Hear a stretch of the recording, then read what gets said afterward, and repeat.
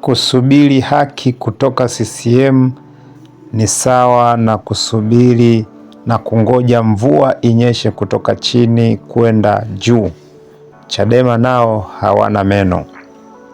Haleluya, mtu wa Mungu ambaye unatufuatilia na kutusikiliza kwenye chaneli yetu hii, ni kwamba kwa nini yanakuwepo mafikirio ya namna hii au vitu vya namna hii tunaongea, na utambue ya kwamba sisi ni wale ambao hatufungamani upande wowote, yani hatuko upande wowote, hatuegamii upande wa chama chochote. Ni kwamba tukiwa kama Watanzania au nikiwa kama Mtanzania ambaye mambo mengi yanayoendelea kwenye nchi yangu yananikera sana na kunipa kufikiri mengi sana juu ya nchi hii, ni kwamba kungoja haki kutoka CCM wa Tanzania ni sawasawa na ni sawasawa na muujiza ambao mtu anasubiri muujiza wa mvua inyeshe itoke chini ipandishe juu. Hicho ni kitu ambacho hakitawezekana. Kwa sababu gani? Kwa sababu CCM ni chama ambacho kimeongoza nchi hii tangu uhuru. Kwa hiyo walikuwa wana nafasi kubwa sana ya kuleta maendeleo, ya kubadili mambo na hali za wananchi kama wangetaka. Sio kwamba hawawezi au sio kwamba ni jambo ambalo haliwezekani, lingewezekana kama wangetaka. Na maanisha nini? Ni kwamba wangekuwa walio madarakani ni watu wenye haki, ni watu ambao wana nia, wana makusudi mema na nchi, basi ni jambo ambalo lilikuwa linawezekana kufanya mabadiliko juu ya Tanzania na juu ya Watanzania wote. Kwa mfano, ukiangalia nia aliyokuwa nayo Mwalimu Nyerere, unaona ni nia ambayo ilikuwa ni ya dhati kabisa juu ya Tanzania. Alikuwa ni mtu mwenye upendo wa kweli kabisa juu ya Watanzania wote.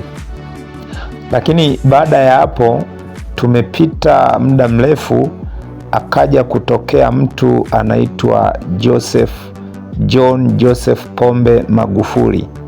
Mtu huyu pia naye alikuja kuonyesha nia yake ya dhati juu ya Tanzania, ingawa ndo hivyo, hakudumu, hakuchukua muda, akapita akaenda zake.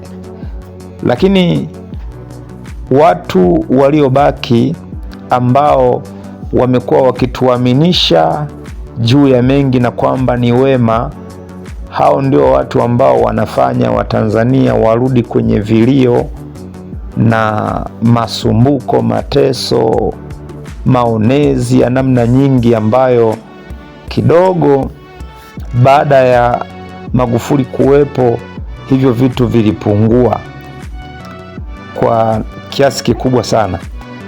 Lakini sasa, mtu wa Mungu, nataka nikwambie kwamba wako watu kwenye chama hiki au kwenye vyama hivi ambao wamekuwa wakituaminisha kwamba ni watu salama, ni watu sahihi, ambao wamekuwa wakidai kwamba wanapambana kutafuta haki, kurejesha haki. Wapo wengine ambao unakuta tumewaona ni kama wanajaribu kuzungumza ukweli, lakini unaona kutokana wamepita njia ya kisiasa ya vyama, kuwa chini ya vyama, basi hawa watu watajitahidi kutokeza ukweli wao, lakini mwisho wa siku nakuta wamezimwa na wanapotea kama sio wao. Sasa ukisoma katika Biblia takatifu, kile kitabu cha Mathayo 6, ukianzia ule mstari wa 22, inasema kwamba taa ya mwili ni jicho. taa ya mwili ni jicho. Anasema jicho lako likiwa safi, basi mwili wako wote utakuwa na nuru, lakini jicho lako likiwa bovu, likiwa lina shida, mwili wako wote utakuwa giza. Yaani mwili wako wote utakuwa na giza. Na anasema kama nuru iliyo ndani yako imeisha kuwa giza, je, si giza hilo? Manake nini? Ni kwamba nuru iliyo ndani ya mtu au ukweli ulio ndani ya mtu, ule ukweli ukiwa hauwezi kutoka, basi unatakiwa utambue ya kwamba haui ukweli tena. Au mwanga, nuru iliyo ndani ya mtu ikiwa haiwezi kung'aa ikalifukuza giza, manake hiyo nuru sio nuru tena, bali inakuwa imeshageuka na kuwa giza. Na ndio maana nasema nuru iliyo ndani ya mtu isipotoa mwanga wake, je, sio giza hilo? Haliwi giza, tayari linakuwa limesha kuwa giza. Kwa hiyo ni kwamba hatutegemei kuona kwamba ndani ya chama tawala ikatoka haki, kwa sababu wameshajiweka na kujiona ni kwamba wao ndo wamiliki, ndo wenye hati miliki ya hii nchi. Kwa hiyo watafanya chochote wanachojua, kwa sababu Watanzania wote wameshachukuliwa kwamba ni watu fulani wasio na akili timamu. Yaani ni kama vile mtu ambavyo anaweza akaongoza ng'ombe au wanyama au mifugo fulani kwa namna anayotaka yeye. Lakini watu wa Mungu mnaosikiliza klipu hii, ni kwamba wokovu kama wokovu kabisa ni Mungu tu ndiye atakayekuja kututoa kwenye mikono ya watu wanaoila nchi kwa namna wanavyotaka wenyewe. Lakini bila hivyo tusitegemee ukombozi kutoka kwa watu kutoka kwenye chama chao, tusitegemee ukombozi kwa watu kutoka chama pinzani, lakini ukombozi huo tuutegemee kwa Mungu. Kwa nini tuutegemee kwa Mungu?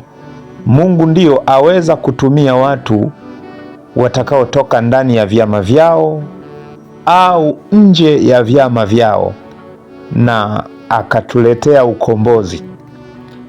Kwa hiyo hii nchi kiukweli ni moja ya nchi inayosikitisha sana sana sana. Ni nchi ambayo ina matukio mengi, alafu tumekuwa tukipigiwa kelele ya kwamba ni nchi ya amani, utulivu na nini, ila ukiona watu wanavyolia, watu wanavyoteswa, watu wanavyotekwa, watu wanavyonyanyaswa kwenye maeneo mbalimbali, uwezi ukaiona amani. Ni mtu tu wenda usiye na akili timamu ndo unaweza ukasema ni nchi ya amani, ya utulivu, tumependelewa, tumebarikiwa. Mtu wa Mungu, ni kwamba amani ni kila mtu awe anacheka, kila mtu awe ana furaha, kila mtu awe anatabasamu, lakini sio vilio vimezidi, vinalia, watu wanalia upande, alafu wewe mmoja uliye na kicheko tu cha kicheko fulani, basi ukawa unaona ni nchi ya amani kwa kila mtu. Hapana. Wito wangu ni kwamba ndugu waheshimiwa ambao wako madarakani wajaribu kulitazama hili, wajaribu kuliona hili, ya kwamba hii nchi ni nchi ya Watanzania. Ipo siku Mungu atakuja kuamua kabisa kwamba hii nchi inatakiwa irejee kwenye mikono ya Watanzania. Naamini wakati huo utakapokuwa umefika, utakuwa ni wakati bora sana kwa Watanzania. Utakuwa ni wakati wa Watanzania wengi waliodhulumiwa haki zao, walioonewa, waliotekwa, waliouawa kwenye namna mbalimbali za maonezi na manyanyaso na mateso. Faraja itarudi kwa wakati huo, lakini kwa sasa sioni kama kuna faraja yaweza kutokea ndani ya vyama vilivyopo. Amen.